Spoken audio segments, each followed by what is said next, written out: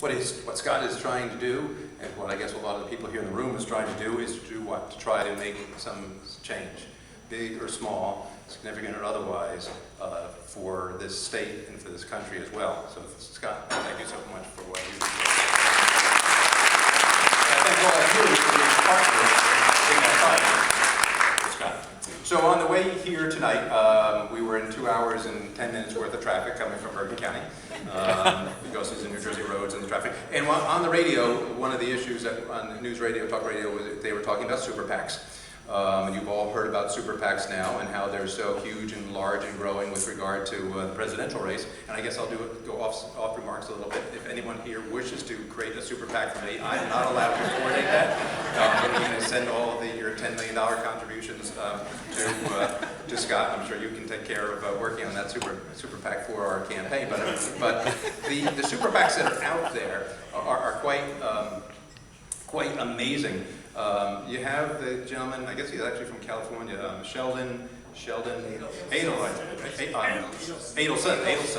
who donated just recently upwards, what, $10 million more to Newt's campaign. I don't know if there's anybody in the room who would like to try to do that here for this organization or for that. But when you hear about those super PACs, what must be going through your mind is, with all that large astronomical money out there, can my voice still be heard in the political process? Am I still, as an individual, being heard through this, through all the fog of politics right now? And why that was interesting that it was on the radio coming down here is because I think why that question may be back, is what I was going to talk about a little bit, why that question may be back of our minds already is because we have a president right now, who you have to ask yourself, is he listening? Right? Is he listening to all of us? So when the American public, and I was talking to some folks here tonight, who went down to Washington and said, stop the spending, you know that the president wasn't listening. When the American public when you all were saying, stop the stimuluses, you know that he wasn't listening to you there as well. And when you were all saying that we want to stop the bailouts, you know that he wasn't listening in that regard as well. And when you were all saying that, please stop increasing the debt and the burden on us and our kids and the future generations, you know that the president wasn't listening to you at that time.